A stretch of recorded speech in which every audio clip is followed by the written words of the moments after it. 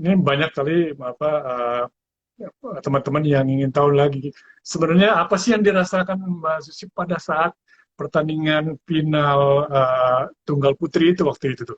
Karena memang beban beban apa sejarah ada di pundak Mbak Susi kan waktu itu ya. Bulu tangkis pertama kali gitu. Iya, betul sekali. Jadi memang kalau kilas balik ya mengenang masa tahun 92, 29 tahun yang lalu ya, di mana memang eh, waktu itu kan saya lolos ke Olimpiade. Tentunya sebagai seorang atlet satu kebanggaan ya, bisa menjadi Olimpian aja, lolos ke Olimpiade aja suatu kebanggaan. Apalagi waktu itu pertama kali bulu tangkis dipertandingkan di tahun 92. Tentunya harapan dan juga target pemerintah sangat besar sekali terhadap cabang olahraga bulu tangkis, karena memang mungkin dari zamannya Pak Tan Yoo Hock, Pak Ferry Supsanovil, bulu tangkis selalu memberikan prestasi yang terbaik, yaitu menjadi juara dunia. Dan ini adalah kesempatan yang sangat besar sekali. Karena mungkin dari 58 tahun keikutsertaan Indonesia di Olimpiade kan belum bisa mendapatkan medali emas. Medali tertinggi adalah medali perak yang direbut oleh Sri Kandi kita ya. Jadi waktu itu tahun 92 saya mendapat kesempatan dan saya bisa lolos ke Olimpiade, itu satu hal yang sangat luar biasa sekali. Tentunya persiapan ya, program persiapan yang dilakukan oleh PB PBSI sangat sangat baik sekali.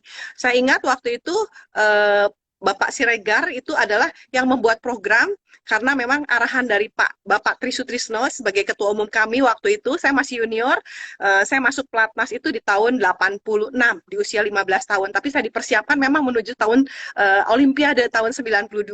Jadi perjalanan sangat panjang, dan pada saat saya bisa lolos waktu itu di Olimpiade, itu adalah apa ya, kalau dibilang tuh impian, harapan, dan target yang sangat besar sekali, bukan hanya dari pribadi saya, tapi tentunya dari PB PBSI. Dan waktu itu saya adalah ranking 1 dunia. Tentunya beban, tanggung jawab, dan target memang ada di pundak saya. Waktu itu saya diminta untuk bisa mengamankan 1 emas.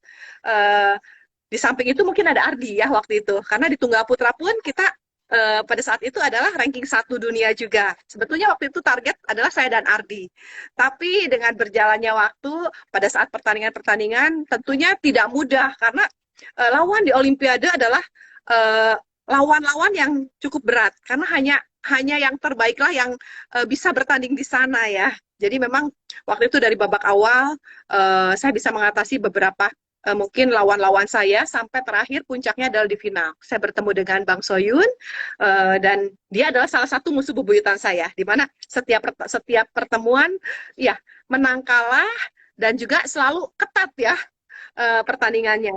Jadi waktu itu mungkin di awal-awal, karena memang saya di bawah tekanan ya, keinginan yang keras, keinginan yang kuat, lalu juga tentunya saya juga apa ya, kalau dibilang sangat tegang sekali ya, karena terlalu ingin mendapatkan medali emas dengan tugas yang diberikan dari pemerintah dan PB PBSI, sehingga saya kalah waktu itu 5-11. Saya tidak bisa mengembangkan permainan, lalu musuh juga dari Bang Saud sendiri bermain sangat baik sekali ya dengan menekan saya, dan saya di bawah tekanan dia. Tapi set kedua saya mendapat instruksi dari pelatih Ibu Liang Chusya untuk dengan mengatakan bahwa kamu harus tenang, main, fokus, konsentrasi, harus pada tipe permainan kamu. Kamu harus bermain panjang dengan tipe pemain kamu, yaitu rally. Akhirnya saya menerapkan, mencoba untuk lepas dari tekanan, untuk mencoba lebih tenang lagi. Di set kedua saya bisa mengembangkan permainan saya, bermain dengan tipe saya, mengajak rally-rally panjang, dan saya bisa menyelesaikannya dengan baik di set kedua. Di set ketiga saya lebih yakin lagi, karena setiap pertemuan dengan Bang Soyun, pada saat bertemu di set ketiga saya selalu menang, karena secara fisik memang saya lebih unggul dari dia. Itu yang membuat saya lebih yakin ya. Dan di set ketiga saya bisa mengatasi perlawanan dari Bang Soyun dan bisa menyelesaikan dengan 11-3. Itu adalah momen yang sangat luar biasa sekali, perjuangan yang cukup berat, karena tidak hanya secara teknik saja saya bertanding, tapi secara mungkin non teknis pun, ketakutan, beban, tanggung jawab itu bercampur aduk. Karena Olimpiade tentunya impian dari semua atlet untuk bisa menjadi juara di sana. Ya, ya, luar biasa sekali ya cerita dari Mas Susi, ya, teman-teman Instagram sekalian bahwa sebenarnya kita sih nontonnya mungkin oke-oke aja gitu, kelihatan wah Susi ini yakin segala macam. Tapi ya tetap aja kan ada nervousnya, ada khawatirnya, ada takutnya kan, campur-campur di situ. Nah, sudah pasti kan waktu itu suasananya penonton gemuruh mendukung ya. Nah, sekarang kita kita lihat ke Olimpiade kali ini nih. Ya, Olimpiade kali ini yang agak beda ya. Ini eh, dengan di tengah pandemi sekarang ini. Dan kalau kita lihat kemarin itu nggak ada yang nonton gitu. Nah, Betul. ya kosong ya tempat duduk kosong. Apakah ada pengaruhnya nggak sih kepada pemainnya? Dan kalau memang ada, apakah ini nilai plus atau nilai negatif untuk pemain kita pada kemarin tuh ya? Iya, memang Olimpiade kali ini memang berbeda sekali ya, Richard ya, di mana memang dengan ada pandemi ini otomatis kan minim sekali penonton, bahkan tidak boleh ada penonton ya.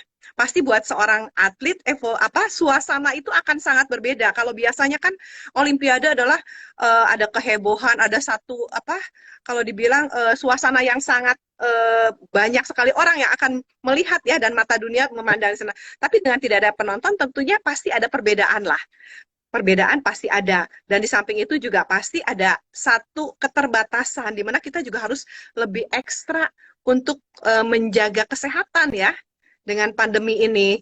Jadi hal-hal itu yang memang lebih hati-hati. Lalu suasana juga akan mempengaruhi juga pasti jalannya pertandingan. Dengan tidak ada penonton, otomatis juga pasti akan sedikit berbeda.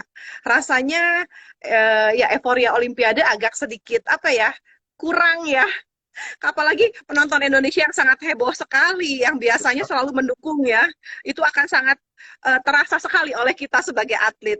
Tapi ya, alhamdulillah puji Tuhan bahwa atlet-atlet kita mampu mengatasi itu semua, bermain dengan baik, khususnya Grace dan Apri yang bisa menampilkan performa terbaik dan akhirnya bisa meneruskan tradisi emas dari cabang olahraga bulu tangkis untuk Indonesia.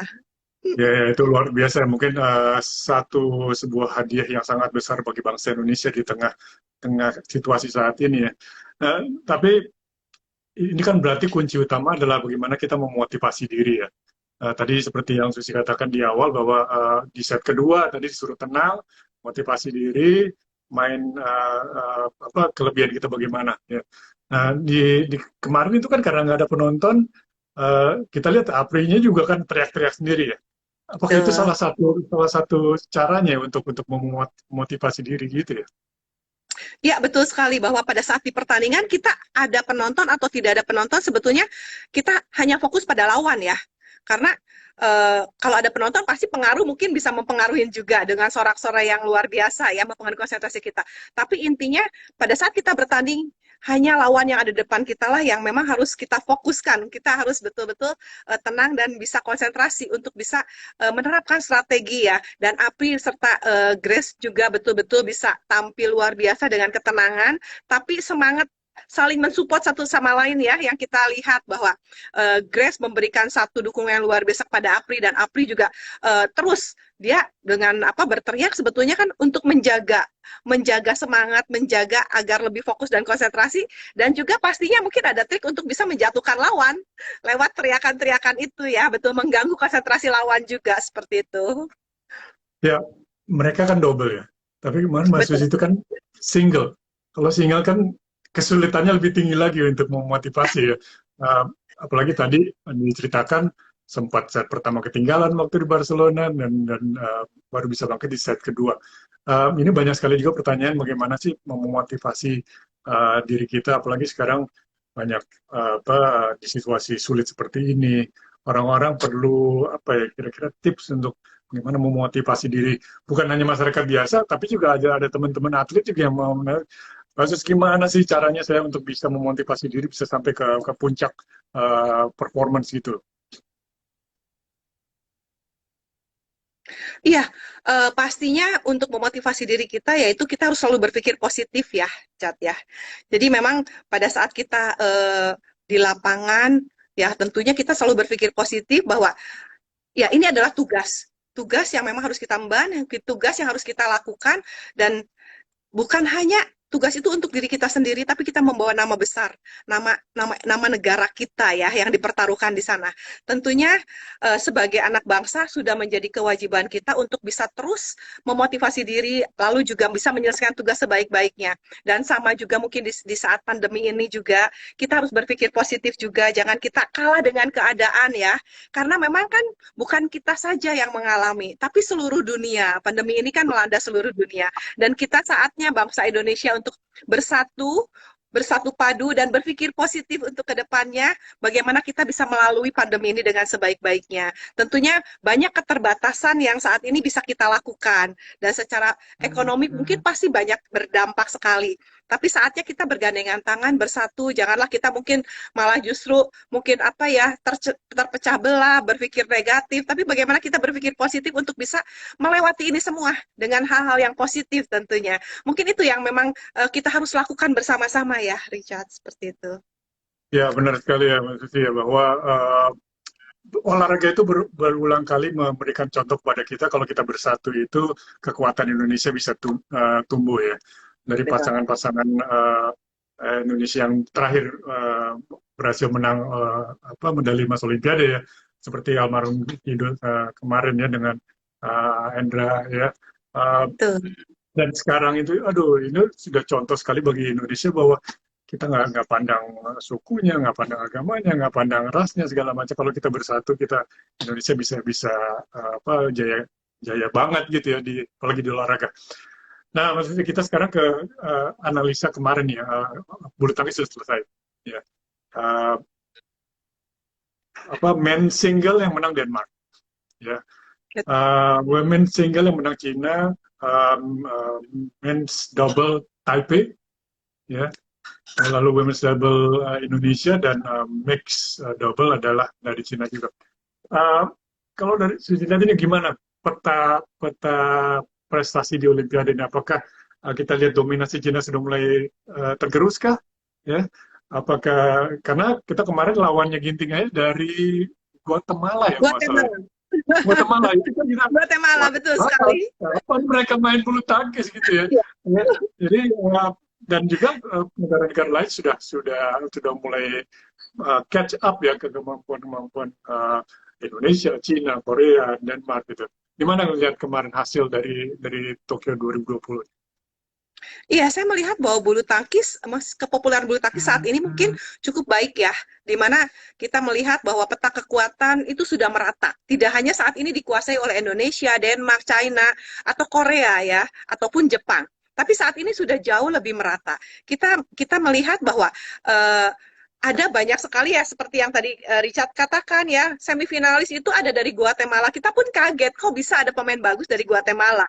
Lalu juara dunia, juara All England dari tunggal putri yang biasa didominasi oleh China, sebelumnya itu malah justru dari Spanyol, dari Eropa yang menjadi juara. Lalu juara All England pun kita sempat di ganda putra itu dari Rusia. Jadi banyak sekali dari Bulgaria lahir atlet-atlet yang cukup baik ya di ganda putri ya. Adik kakak Stova itu. Lalu juga dari Turki juga ada pemain yang cukup baik ya. Tunggal putri. Betul sekali, bahkan di All England masuk di 16 besar untuk tunggal putri. Lalu juga Israel juga. Jadi saat ini bulu tangkis sudah merata dan sebetulnya ini adalah hal yang positif sekali secara popularitas dunia ya. Karena semakin popularitas satu cabang, tentunya kita harapkan bahwa cabang itu akan tetap dipertahankan di Olimpiade. Tapi untuk Indonesia sendiri, ini menjadi satu PR juga bahwa kita harus bekerja keras. Jangan sampai kita terlena dengan hasil yang ada, atau kita justru jalan di tempat. Kita harus terus bekerja keras, bahkan harus berlari. Karena tanpa kita kerja keras, tanpa kita memperbaiki ya, saat ini mungkin ganda putri kita unggul. Kalau sebelumnya mungkin ganda putra sebetulnya yang diunggulkan atau yang diharapkan ya. Tapi ternyata dengan penampilan mereka, mungkin juga karena tekanan dan beban yang cukup berat ya, yang ada di pundak mereka, mereka tidak bisa lolos. Tapi saya percaya bahwa dengan pembinaan yang berkesinambungan, lalu regenerasi yang bisa berjalan baik, saya percaya untuk kedepannya PBSI akan terus bisa menciptakan bibit-bibit baru yang siap menggantikan kakak-kakaknya. Intinya adalah kerja keras yang memang tidak hanya oleh klub-klub, tapi juga oleh PBSI Jadi dari semua dari apa? Dari atas sampai bawah ya, dari klub kecil, klub besar, PBSI dan masyarakat pecinta hobi bulu tangkis semua sama bekerja keras untuk bagaimana menjaring bibit-bibit unggul, membina yang terus berkesinambungan agar generasi itu tongkat estafet yang mungkin saat ini ada Grace Hendra yang sebentar lagi mungkin akan pensiun ya karena dengan usia yang sudah cukup senior mereka tentunya ada masa mereka untuk mundur. Nah, atlet-atlet junior ini harus siap untuk mengemban tugas yang baru, menerima tongkat estafet agar mereka bisa cepat di dunia dan tentunya siap untuk menggantikan mereka untuk bisa berprestasi di tingkat internasional. Amin, amin. Semoga regenerasi kita berjalan dengan bagus ya. Dan prestasi Indonesia di Olimpiade ini bisa dipertahankan bahkan mungkin bisa ditingkatkan ya. Mas Susi mudah-mudahan masih bisa mendengar saya karena ini sekarang freeze di layar tapi mudah-mudahan masih bisa mendengar sambil menunggu nanti signal membaik kembali. Terima kasih kepada teman-teman yang sudah bergabung ya. Oh, saya kehilangan Mas Susi. Coba saya panggil kembali. Mohon maaf ini ada kesalahan atau signal ya. Biasalah ya, jam-jam segini. Terima kasih. Tapi sebentar saya akan undang kembali Mbak Susi. Ya, terima kasih yang sudah bergabung dan jangan lupa ada hadiah untuk pertanyaan-pertanyaan yang masuk. Ya, oke, saya coba invite kembali Susi. Ya mudah-mudahan bisa bergabung kembali. Nah, oke. Aduh, ya signal ya, ya Mas Susi ya. Ya, oke. Ya, mungkin signalnya bermasalah di salah satu dari kita. Ya, terima kasih. Ya, mudah-mudahan bisa bisa pulih kembali signalnya. Dan Mas Susi, apakah bisa mendengar saya? Ya, Mas Susi bisa mendengar saya? Oke, masih agak freeze, tapi nah udah mulai mulai kembali nih. Ya, udah bisa dengar kembali. Ya, Mbak Susi bisa dengar kembali? Ya, bisa dengar saya? Ya, ya teman-teman, terima kasih sekali lagi yang sudah bergabung. Ini sudah banyak pertanyaan yang masuk. Kita akan ada sesi tanya jawab nanti. Saya akan membacakan pertanyaan-pertanyaan yang sudah masuk di Instagram saya sejak tadi pagi. Ya, oh banyak sekali ini pertanyaan-pertanyaan yang masuk ke Instagram saya untuk ditanyakan kepada Mbak Susi. Banyak sekali pertanyaan yang tanya titipan kepada Mbak Susi. Oke, sebentar saya coba kembali untuk berhubung signalnya dengan Mbak Susi. Nah, oke, sudah terhubung kembali. Mudah-mudahan masih Sinyalnya jelek banget nah, ya. oke. Ya, Sorry. ya. Biasa sore seperti ini signal yang banyak yang pakai. Nah, Mbak Susi sekarang kita tahu atlet-atlet sudah pulang, ya. Tapi juga turnamen sudah menunggu, ya. Turnamen sudah menunggu, banyak Piala Sudirman sudah akan tidak lama lagi nih, ya. Piala Sudirman, lalu juga Thomas dan Uber. Kira-kira gimana sih strateginya cara mereka nanti recover dari turnamen yang sangat melelahkan sekelas Olimpiade kemarin? Ya, memang pertandingan bulu tangkis itu cukup banyak ya. Jadi memang jadwalnya cukup padat untuk tahun ini, di mana memang setelah mungkin setelah ini ada kejuaraan Korea, lalu juga ada kejuaraan Sudirman, lalu kejuaraan Thomas Cup dan juga kejuaraan dunia yang terus apa berurutan. Persiapan dari atlet-atlet tentunya mereka sudah terbiasa dengan jadwal pertandingan yang ada karena untuk bulu tangkis memang jadwal pertandingan dalam setahun itu lebih dari 50 pertandingan dan mereka memang biasanya sudah memilih pertandingan-pertandingan yang akan diikutin sesuai dengan ranking-ranking mereka. Jadi saya rasa mungkin baik atlet maupun pelatih tentunya sudah menyiapkan dan juga sudah membuat planning program latihan di mana memang pada saat ini setelah dari Olimpiade ya, Olimpiade adalah momen tertinggi tentunya ada recovery juga untuk mereka mungkin agak sedikit relax sebentar, tapi mungkin setelah 2 minggu kemudian mereka akan bersiap-siap lagi untuk menyiapkan diri menuju pertandingan-pertandingan berikutnya. Jadi memang meskipun jadwal padat, tapi karena memang pembinaan atau latihan dan program latihan di PBSI sangat baik sekali, itu yang membuat mereka tuh akan mengerti dan tahu untuk mereka tuh bisa mulai latihan kapan agar performa mereka itu akan meningkat lagi setelah pertandingan Olimpiade ini. Ya, dan jangan lupa ya bahwa Olimpiade Paris 2024 itu sudah tidak lama lagi ya. Hanya terpaut 3 tahun lagi ya. Kalau biasanya antar Olimpiade itu 4 tahun, sekarang kan hanya 3 tahun nih. Jadi kira-kira nanti yang 2024 siapa yang kita bisa lihat dari bulu tangkis nih? Tadi kan mesti bilang Gracia mungkin pensiun, ya. Deadis mungkin pensiun. Tapi Minion masih ada. Mungkin siapa lagi sih yang masyarakat Indonesia mungkin belum tahu atau mungkin ada nama yang sudah tahu tapi awas inilah yang akan nanti naik gitu. Ya, persiapan menuju 2024 memang sebentar lagi ya, karena memang waktu tinggal 3 tahun, bukan 4 tahun lagi seperti biasa ya, karena dengan mundurnya Olimpiade Tokyo 2020 itu tentunya mempersempit waktu kita untuk mempersiapkan diri menuju Olimpiade 2024. Dan atlet-atlet yang saat ini mungkin masih bermain itu pasti akan berubah total. Biasanya setelah Olimpiade itu pasti akan banyak perubahan total setiap negara, di mana ada yang pensiun, tapi ada juga pemain muda yang memang mulai menaik ya, menanjak secara prestasinya. Jadi memang untuk Indonesia sendiri untuk 2024 sebetulnya ada beberapa nama yang saya rasa mungkin sangat besar sekali peluangnya untuk lolos ke Olimpiade 2024 ya. Contohnya mungkin di tunggal putra kita mungkin masih ada ya, masih Ginting masih punya kesempatan karena saat ini kan dia masih di usia 25 tahun. 25 tahun. Tentunya masa keemasan Ginting masih ada untuk di 2024.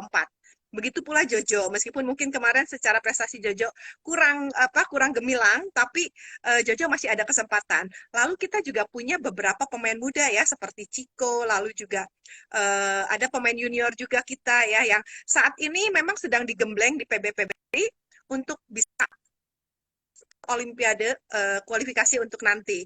Sedangkan untuk di ganda putra, saya rasa ganda putra cukup banyak ya. Nama-nama yang bisa akan lolos nanti di Olimpiade. Karena saat ini kita punya Kevin. Mungkin saya tidak tahu planning dari pelatih apakah akan tetap terus dipertahankan berpasangan dengan Gideon.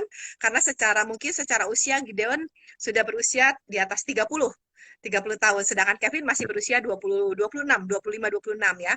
Lalu ada Rian Fajar yang masih seumuran Kevin tentunya, dan saat ini kalau tidak salah 7 dunia ya. Nah ini juga mungkin tinggal jam terbang pengalaman dia juga untuk bisa konsisten, untuk bisa masuk ke sana. Lalu ada juara dunia junior kita, Leo dan Daniel, yang saat ini sudah ada di ranking 30 dunia, 30-an dunia seperti itu.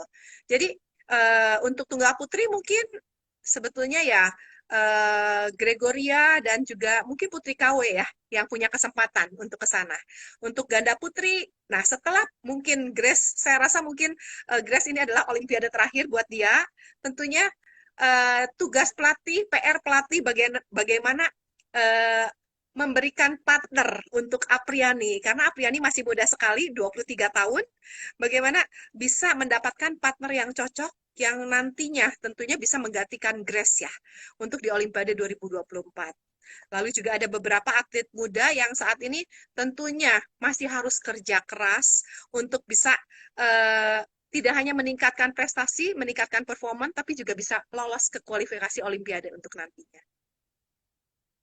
Waduh, ini untuk fansnya The Minion nih, tadi sudah dengar sendiri ya dari Mas Yus ya bahwa mungkin ada kemungkinan pasangan itu akan dirombak. Tapi kita lihat nanti ke depannya. Jadi, jangan khawatir, jangan putus asa bahwa mereka akan tetap berprestasi.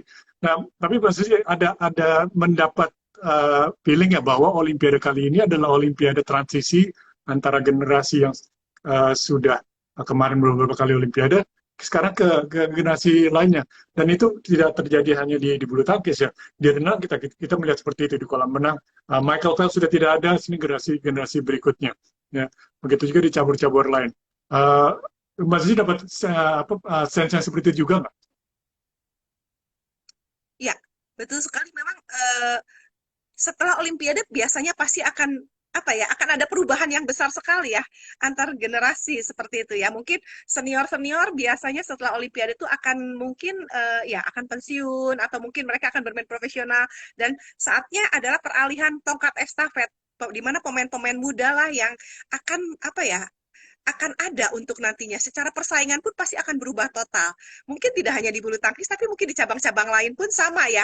Persiapan akan dimulai lagi dari awal untuk menuju Olimpiade berikutnya. Biasanya perubahan itu sangat besar sekali dan kita tidak bisa menebak nanti siapa yang nanti akan mempunyai prestasi tertinggi untuk atlet-atlet itu semua ya. Jadi persaingan akan terbuka lebar dan tentunya semua atlet muda ini punya kesempatan untuk bisa masuk dalam jajaran dunia seperti itu, Richard.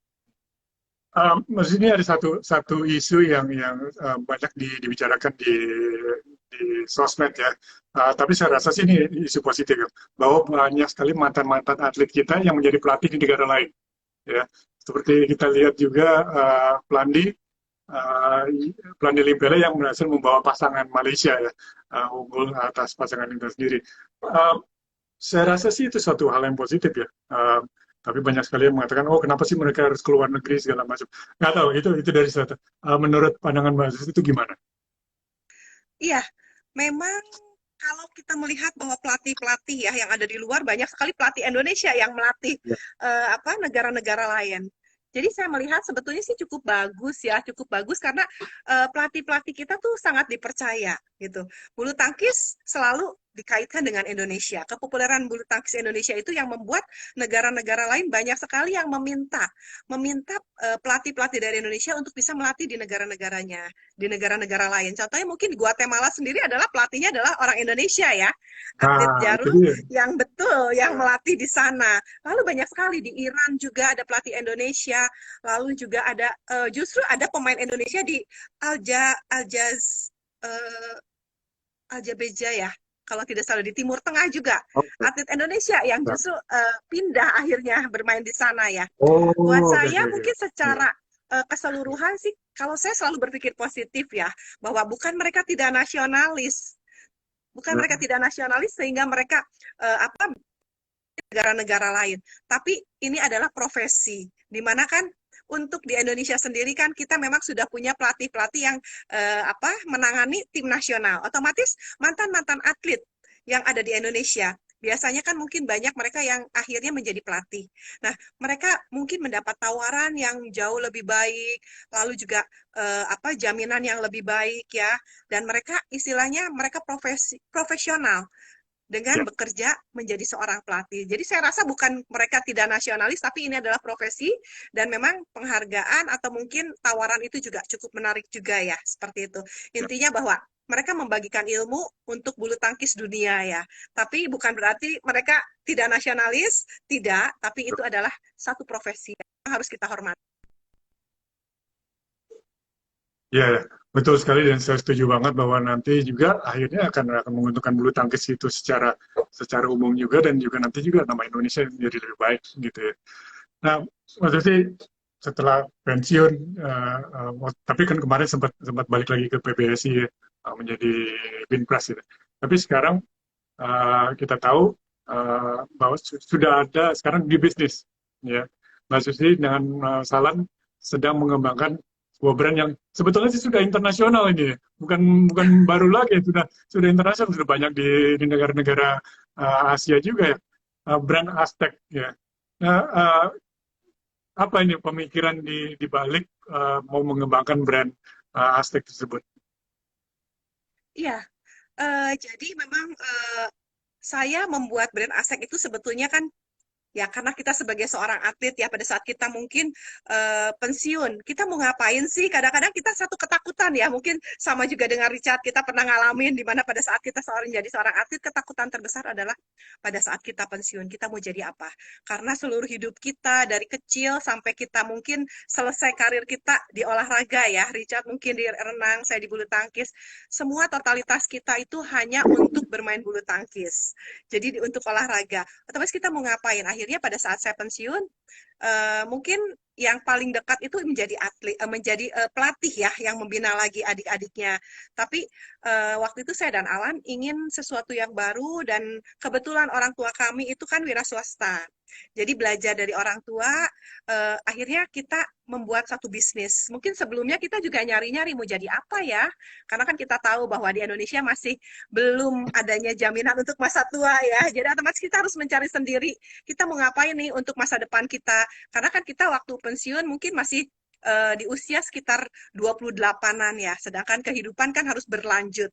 Dan kita punya keluarga, punya anak, otomatis kita harus menghidupi keluarga kita. Jadi waktu itu Alan dan saya sempat mungkin menjadi rekanan di instansi, lalu pernah jual beli mobil, lalu distribusi makanan juga, karena kebetulan orang tua saya juga bergerak di makanan. Lalu akhirnya saya juga menjadi agent juga untuk alat olahraga brand luar ya. Dari semua itu kayaknya yang paling cocok tetap olahraga, karena basic kita adalah olahraga ya. Akhirnya kita menjadi agent, tapi agent aja kan kita hanya menjual. Banyak sekali mungkin kalau sumpahnya dari barangnya ada komplain kiri kanan, kita tidak bisa berbuat apa-apa. Akhirnya eh, tercetuslah kita bagaimana kita membuat brand sendiri.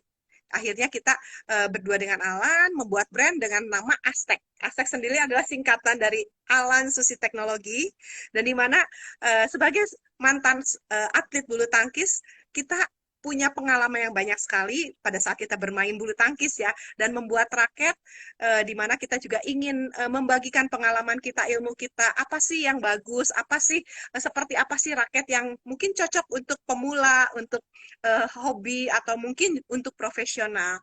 Akhirnya kita, ya disitulah awalnya kita membuat bisnis Aztec sendiri, dan ya alhamdulillah puji Tuhan berjalan meskipun step by step ya. Dari awal tuh kita berjuang dari nol sekali, mulai memasarkan produk kita, karena sebagai brand baru, kita sebagai brand Indonesia tentunya pada saat kita memasarkan ke pasar, ke toko-toko, pastinya orang kan masih nanya, ini brand apa sih, siapa sih, seperti itu kan ya.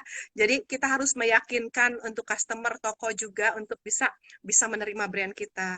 Tapi dengan berjalannya waktu, karena memang kita juga tidak mau mengecewakan customer kita membuat kualitas yang cukup baik ya, di mana kepercayaan konsumen itu yang paling penting buat kita. Karena kalau kita supaya produk kita asal-asalan, konsumen hanya membeli cuma sekali, seperti itu. Jadi kita membuat produk mulainya berawal dari raket, karena memang basic kita bulu tangkis. Lalu setelah raket kita bertambah lagi dengan senar, lalu juga sepatu, lalu juga aparel juga ya. Dan dari sanalah mulai berkembang dan bisa diterima. Itu yang menjadi kegembiraan juga buat saya dan Alan, bahwa sebagai brand lokal, kita juga bisa bersaing dan bisa diterima. Tidak hanya di Indonesia, tapi kita juga sudah ada mungkin agent, ada di Swedia, ada di Thailand ya. Dan saya senang sekali bahwa semua bisa berjalan dengan baik, dan semoga kedepannya bisa tambah baik lagi. Amin, amin. Ya, luar biasa bahwa saya rasa tidak ada yang lebih bagus lagi daripada juara Olimpiade yang membuat equipment-nya sendiri gitu lah. Jadi understanding-nya sudah ada lah di balik brand itu sendiri.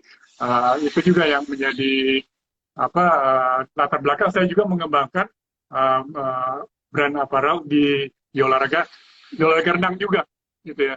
Jadi kita lihat sendiri bahwa pada saat Asian Games kemarin ya, yang menjadi sponsor utama kan memang brand luar negeri. Kontingen Indonesia juga sebenarnya menjadi sponsor juga brand luar negeri. Ya kenapa enggak sih brand kita sendiri, brand lokal, brand Indonesia yang bisa menjadi sponsor mereka, yang bisa naik panggung gitu ya.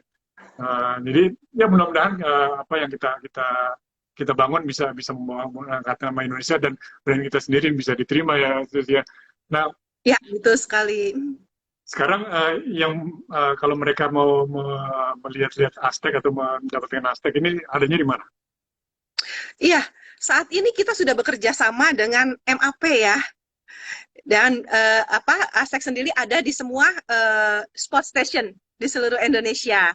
Jadi kebetulan ya puji Tuhan, alhamdulillah bahwa kita bekerja sama dengan MAP, cukup baik sekali ya, di mana memang brand kita sudah menjadi brand MAP juga seperti itu.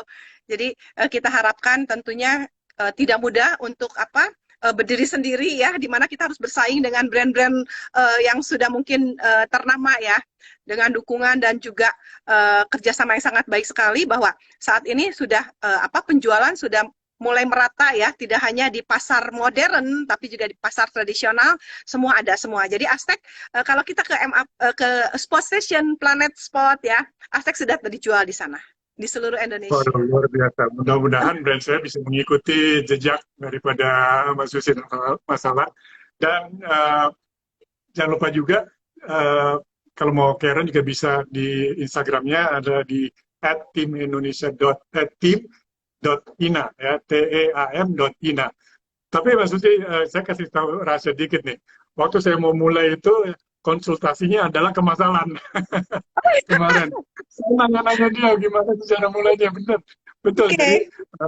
Jadi saya waktu itu sempat ketemu dia tanya kan gimana sih cara untuk mulai bisnis segala macam. Wah, kamu mesti kesini jadi oke. Awalnya overwhelmed, tapi terima kasih sekali kepada Mas Alan yang sudah memberi petunjuk, dan mudah-mudahan apa yang kita rintis bisa sukses ya, Mas Susi ya. Amin, kita juga saling mendoakan semoga produk-produk kita bisa diterima tidak hanya di Indonesia ya, Richard ya, tapi juga bisa di luar. Tuh.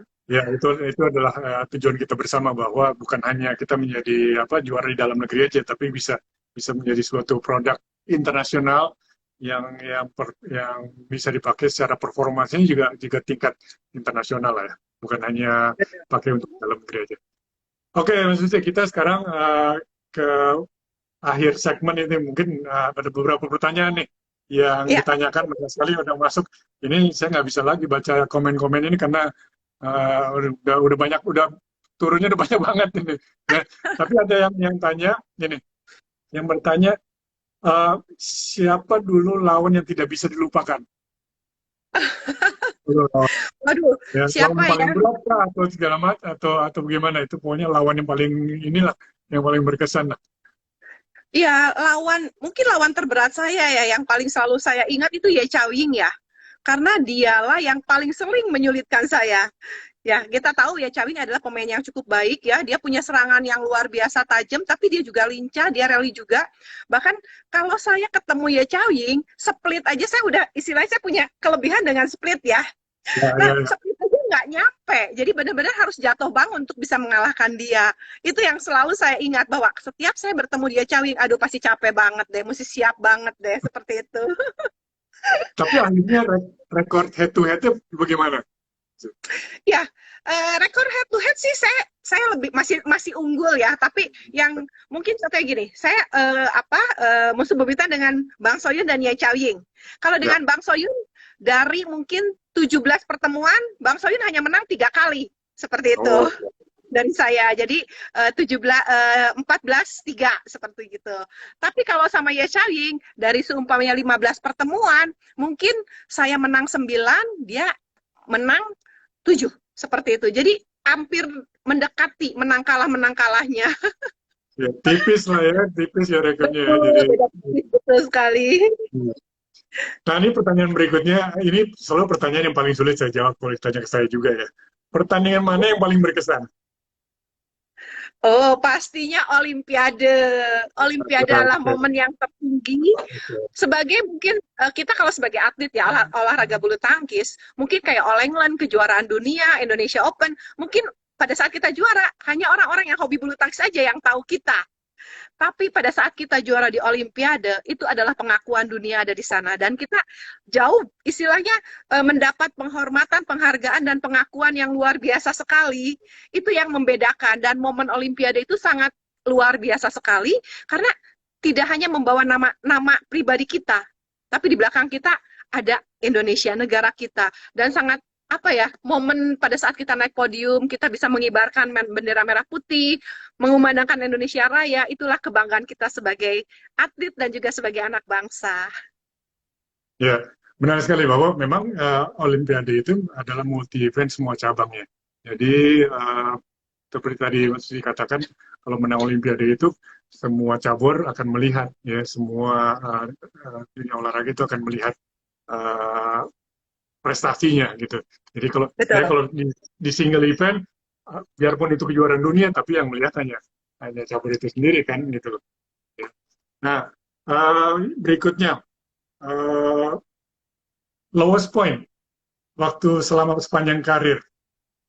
Lowest point Mbak Susi di mana dan bagaimana cara keluar dari pada keterpurukan itu waktu itu? Aduh, apa ya? Mungkin pada saat Sudirman ya. Di saat Oke. Sudirman tahun 89. Mungkin itulah awal, baik itu momen yang mungkin tidak pernah saya lupakan juga, di mana waktu itu saya bertanding sebagai pemain junior yang bergabung dengan tim ya. Waktu itu masih ada Kak Vera, lalu ada Hmm, Edi Hartono, Kayanti juga ya. Di ya, mana ya. Indonesia waktu itu Sudirman adalah pertama kali dipertandingkan di Jakarta. Jadi waktu itu saya turun pada saat di final itu set pertama saya kalah, set kedua itu saya sudah ketinggalan 10-6. Sedangkan secara beregu, waktu itu Indonesia ketinggalan 0-2. Kalau saya kalah, otomatis Indonesia akan kalah. Setengah gedung di Istora, penontonnya semua sudah pulang, keluar gedung. Di situ Oh, betul-betul saya merasakan bahwa, waduh, kalau saya kalah itu berarti saya yang membawa kekalahan untuk Indonesia ya. Tapi waktu itu 1 poin kemenangan berarti kemenangan untuk tim Korea. Disitulah saya merasakan satu apa ya kalau dibilang tuh kerja keras lalu juga eh, pemikiran bahwa meskipun ada kesempatan sedikit saya berusaha untuk mempergunakan itu sebaik-baiknya. Jadi waktu itu support dari pelatih juga yang terus untuk saya mau berjuang ya. Saya tidak menyerah meskipun dalam keadaan ketinggalan seperti itu. 1 poin, 1 poin, 1 poin. Akhirnya saya bisa menyamakan apa? Menyamakan poin bahkan bisa melewatin melewatin apa poin dari lawan. Itulah apa ya apa uh, momen balik yang ya, paling itu momen yang berbalik. paling saya Ya. bisa membalikkan satu keadaan dari yang saat saya terpuruk, bahkan mungkin orang udah nggak percaya lagi sama saya, semua udah bubar istilahnya.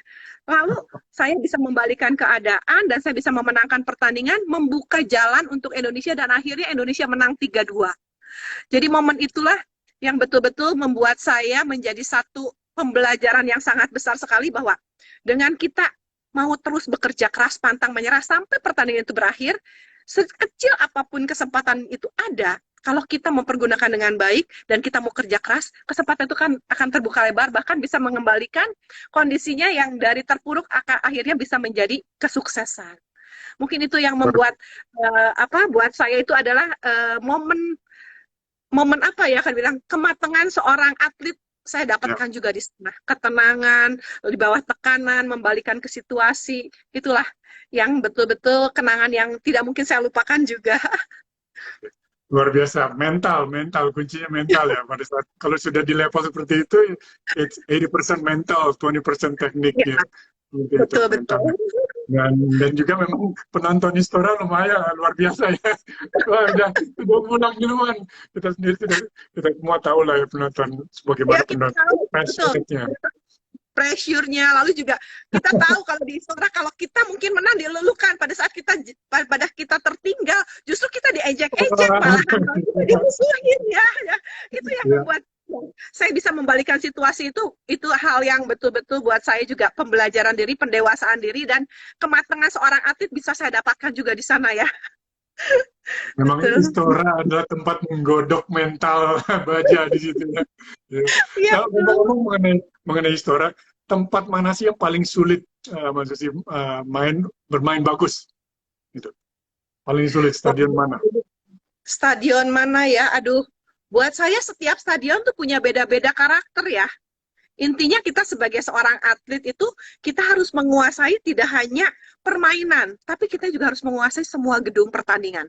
Kita istilahnya juga harus pakai ilmu alam juga, belajar juga bagaimana setiap lapangan itu kan berbeda. Di Istora anginnya itu akan berbeda dengan pada saat kita mungkin di Stadion Merdeka di Malaysia atau mungkin di Jepang di gedung Yoyogi atau bahkan di Olimpiade. Jadi pada saat kita adaptasi lapangan di setiap kita pertandingan di gedung yang kita akan pakai, kita harus belajar dulu arah angin ada kemana, lalu lampu ada di mana, berat shuttlecock itu beratnya seperti apa. Itu kan harus pembelajaran. Jadi atlet, ya kita sebagai atlet tidak hanya secara teknik aja kita main pukul, setruk, segala macam, tapi penguasaan lapangan itu sangat penting sekali untuk menambahkan keyakinan kita dan kita bisa, apa ya, kalau dibilang bermain dengan lepas dan bisa mengira-ngira ya, berarti ini lawan angin, kalah angin, shuttlecocknya ini pelan atau kencang, otomatis kita kan harus mengukur kekuatan itu, mengukur kekuatan secara pukulan juga, lalu akurasi pukulan kita juga harus bisa mengadaptasi dengan situasi,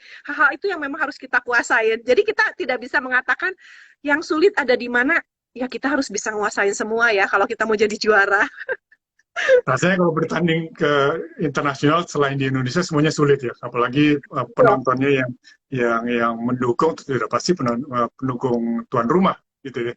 Pasti ya. Apalagi di pertandingan-pertandingan seperti Thomas dan Uber kali ya, itu Iya, yang lebih fanatik kali ya. ya, betul, fanatik itunya terasa sekali. Kalau Thomas Uber itu kan kejuaraan bergu ya, otomatis Ya. kan bukan hanya diri kita sendiri.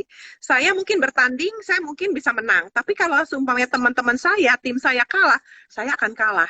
Disitulah dibutuhkan satu kerjasama, satu apa ya kalau dibilang saling support satu sama lain ya, saling mendukung, saling sharing itu juga pengalaman juga untuk bisa mengatasi lawan-lawan kita secara tim. Nah, masih mungkin pertanyaan terakhir nih.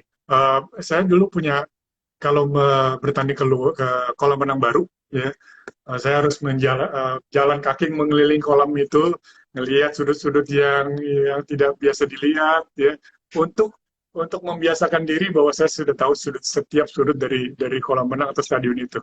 Ya. Nah, kalau Mbak Zus itu punya superstitious tersendiri nggak? Yang kita nggak tahu nih, misalnya harus pakai kaos kaki yang warna ini gitu, atau harus bawa tempat minum yang ini gitu, yang kita nggak tahu nih apa sih sebetulnya. Dulu ada nggak superstitious seperti itu? Aduh, kalau saya pasti ya adaptasi lapangan pasti ya. Tapi Ya. kalau saya biasa sugesti gini, kalau saya pertandingan saya nggak boleh shopping dulu. Kenapa?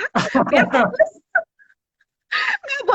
nggak boleh belanja dulu. Saya harus fokus. Jadi Fokus ya, pada saat saya fokus. ya betul. Pada saat kita bertanding, lalu kita mungkin melihat, aduh ada barang bagus ya. Biasa mungkin kalau cewek seperti itu ya, ngelihat sedikit, aduh ada yang bagus ya.